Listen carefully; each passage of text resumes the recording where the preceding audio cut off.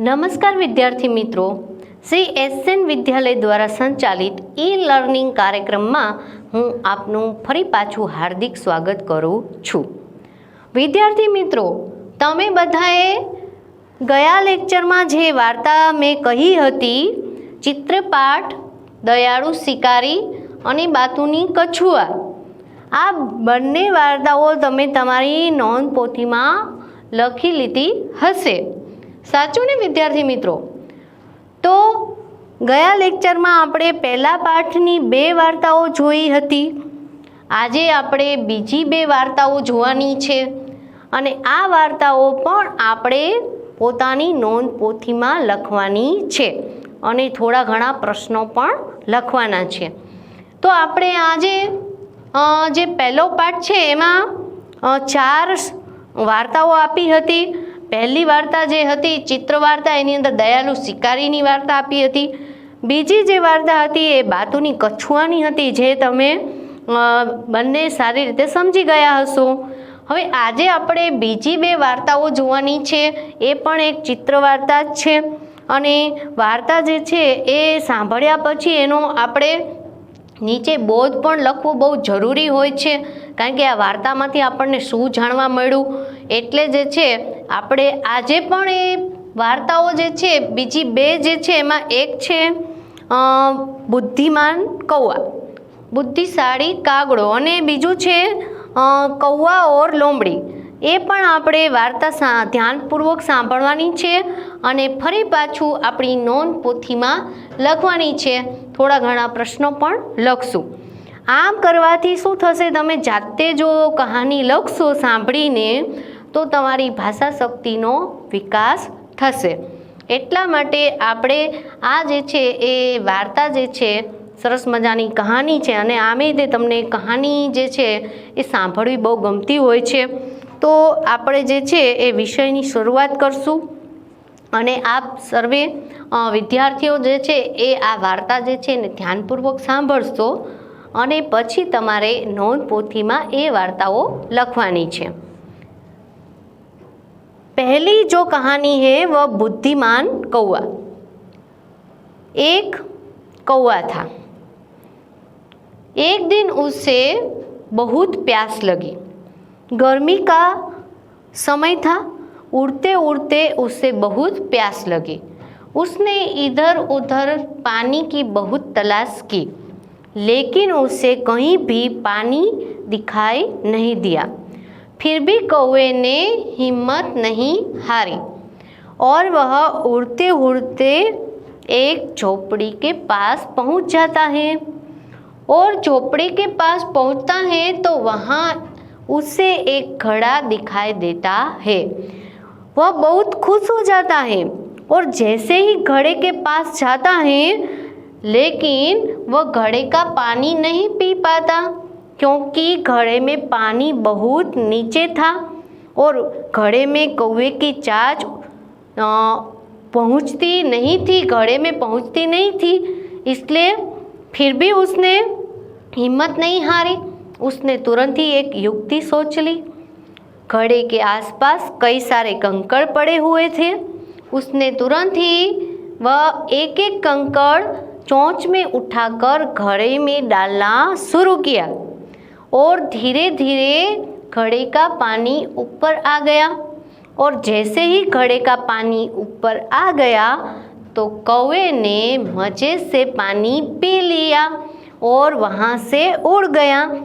इस कहानी से हमें यह सीख मिलती है कि हमें मुसीबत के समय में कभी भी धीरज को नहीं खोना चाहिए और बुद्धि से काम लेना चाहिए।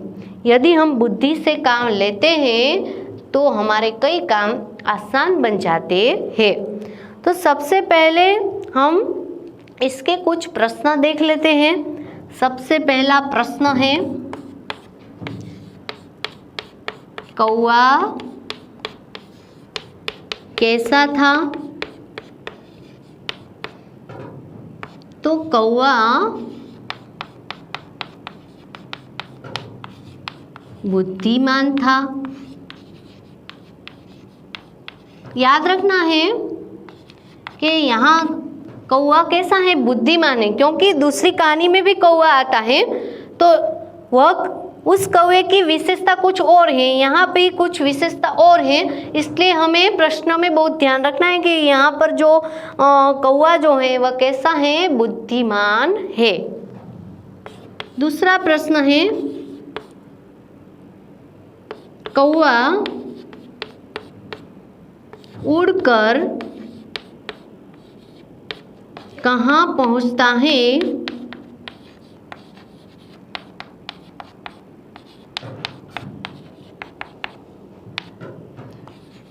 तो झोंपड़ी के पास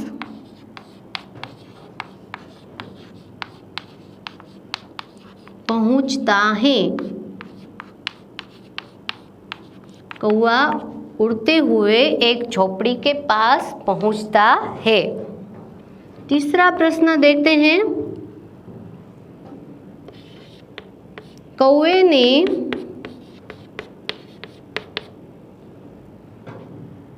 अपनी प्यास कैसे बुझाई? इस प्रश्न को आप ध्यान से देखिए और उसका उत्तर भी ध्यान रखिए। कौवे ने अपनी प्यास कैसे बुझाई? तो कौवे ने युक्ति से अपनी प्यास बुझाई। कौवा कैसा था, बुद्धिमान था और उसने एक युक्ति सोच ली और युक्ति से अपनी प्यास बुझाई। और यदि ऐसा प्रश्न पूछे, कौवे ने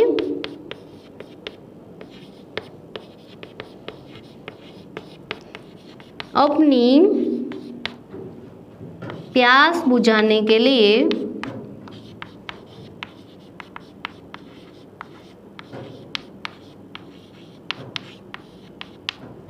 क्या युक्ति की?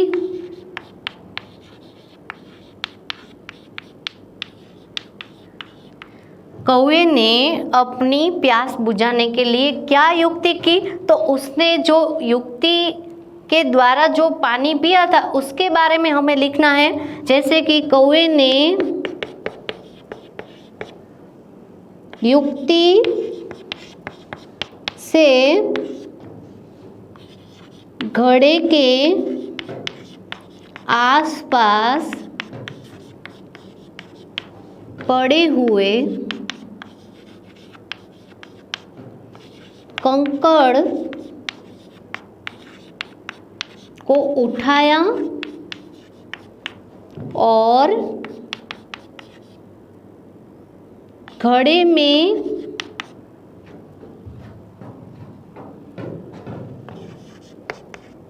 एक एक कंकड़ डाले। इससे घड़े का पानी ऊपर आ गया और कौवे ने मजे से पानी पी लिया।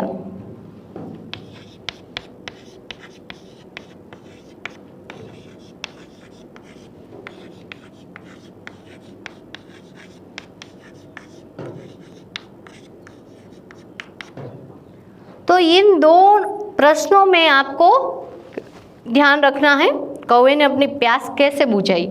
तो युक्ति से प्यास बुझाई और अपनी प्यास बुझाने के लिए क्या युक्ति की? तो इसका हमें उत्तर पूरे का पूरा लिखना है कि क्या उसने युक्ति की। तो इस प्रकार बुद्धिमान जो कौवा है उसकी कहानी भी आपको लिखनी है। उसके बाद कहानी की जो सीख है वह भी लिखनी है और कुछ प्रश्न भी लिखने हैं। अब हम दूसरी कहानी देखेंगे, कौवा और लोमड़ी। कौवा और लोमड़ी कहानी को हम देखेंगे। एक कौवा था और उस कौवे ने कहीं से रोटी प्राप्त की।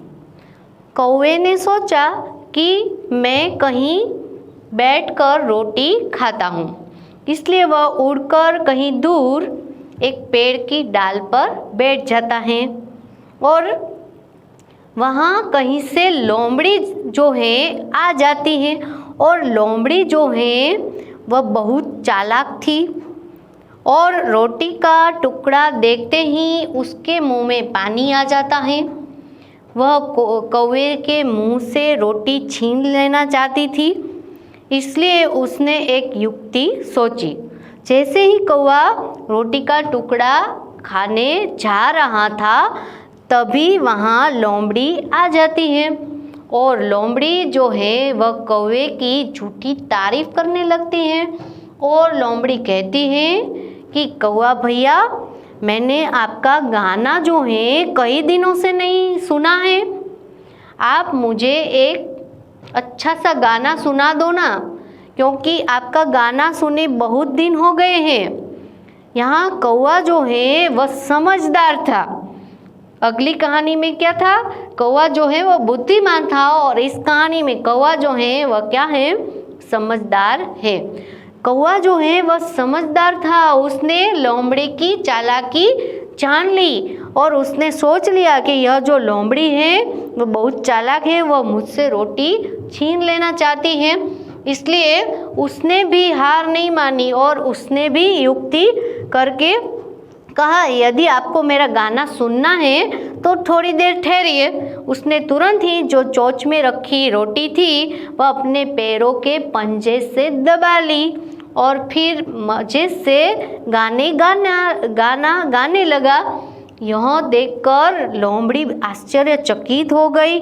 उसने सोचा कि यह कौवा तो बड़ा समझदार निकला। पुरानी कहानी में क्या होता था कि कौवा जो है उससे मूर्ख बताया गया था। इसी प्रकार लोमड़ी आती है और उसकी झूठी तारीफ करती है, झूठी तारीफ करती है। यह सुनकर कौवा जो है वह गाने लगता है और उसके मुंह से रोटी का टुकड़ा नीचे गिर जाता है। लेकिन यह आधुनिक पेटी है, यहाँ जो पुरानी कहानी में जो है वह कौवे को मूर्ख बताया गया था और लोमड़ी उसके मुंह में से रोटी का टुकड़ा छीन लेती थी। लेकिन आधुनिक पेटी में कोई जो बच्चा है वह किसी से कभी भी मूर्ख नहीं बन सकता है। इसलिए यहाँ भी नई कहानी, नई पीढ़ी के साथ हमें नई सीख भी दी गई है। कौवा जो है वह अब समझदार हो गए, बार बार उसे भी कोई छल नहीं सकता है। एक कहानी में ऐसा भी था कि गाना गाने की बजाय लोमड़ी को क्या कहा गया? लोमड़ी जो है कौवे से क्या कहती है कि कौवा भैया आप बहुत अच्छा नाचते हैं। कौवे ने जब रोटी का टुकड़ा मुंह में से निकालकर अपने पैरों के पंजों में दबा दिया तो लोमड़ी उसकी भी चालाकी सोच लेती है और कहती है कि कौवा भैया आपका मैंने कई दिनों से नृत्य नहीं देखा है, आप बहुत अच्छा नाचते हैं। तो उस कहानी में कौवा जो है नाचता है, नाचने से उसकी रोटी का जो टुकड़ा जो पैरों के पंजों में लगाया था वह नीचे गिर जाता है। तो यहाँ पर कौवा जो है वह समझदार बताया गया है। पुरानी कहानी में क्या होता था कि कौवा जो है उसे मूर्ख बताया गया था। लेकिन हर बार हमें कोई बार बार छलता है तो हम भी समझदार हो जाते हैं। तो लोमड़ी ने 2-3 बार ऐसा किया कि कौवे के मुंह से रोटी का टुकड़ा छीन कर ले जाती थी। लेकिन कौवे ने अब समझदारी दिखाई कि यह जो लोमड़ी है वो हमें बार बार छल जाती है, इसलिए उसने अपनी रोटी का टुकड़ा पैरों के पंजों में दबा दिया और लोमड़ी के हाथ में कुछ नहीं आने दिया। तो इस प्रकार हम इस कहानी से हमें यह सीख मिलती है कि हमें कभी भी अपनी झूठी प्रशंसा सुनकर गुमराह नहीं होना चाहिए। हमें कभी भी कोई हमें झूठी प्रशंसा करे, हमारी झूठी तारीफ करे तो हमें उसकी बातों में नहीं आना है, गुमराह नहीं होना है। तो इस प्रकार इस कहानी से हमें जो बोध मिलता है वह भी हमें लिखना है। अब हम कुछ प्रश्न देख लेते हैं।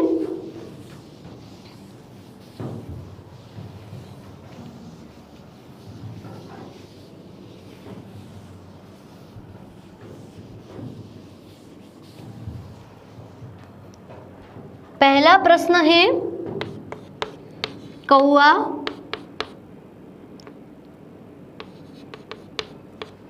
कहाँ आकर बैठता है?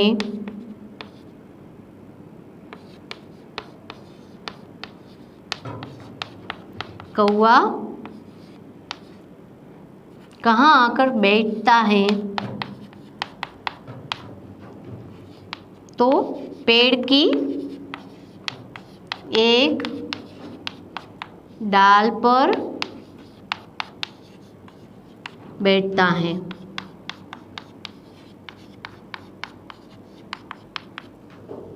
दूसरा प्रश्न देखेंगे,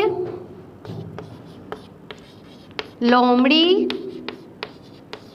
कैसी थी?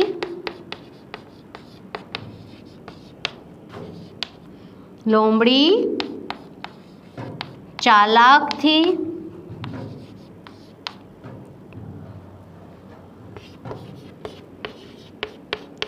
कौआ कैसा था? तो कौआ समझदार था।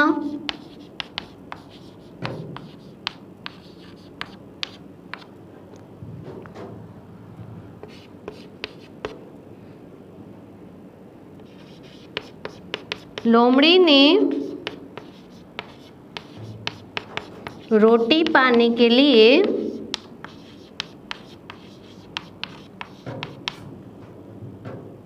क्या कौवे से क्या कहा? तो लोमड़ी ने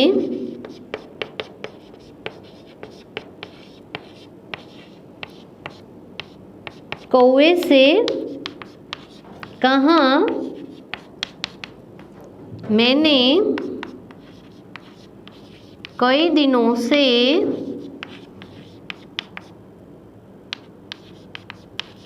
आपका मीठा गाना नहीं सुना।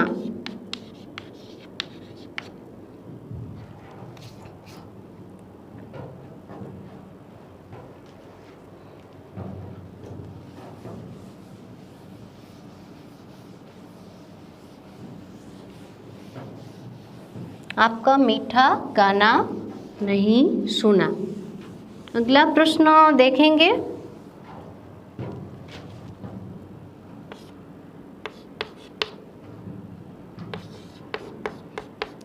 कौआ और लोमड़ी कहानी से हमें क्या सीख मिलती है?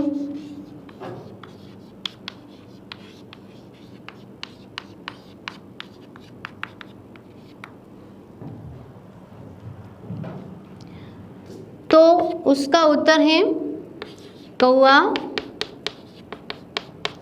और लोमड़ी कहानी से यह सीख मिलती है,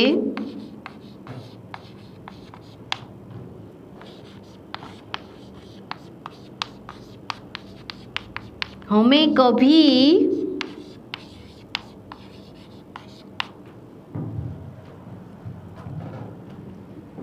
अपनी झूठी प्रशंसा सुनकर गुमराह नहीं होना चाहिए।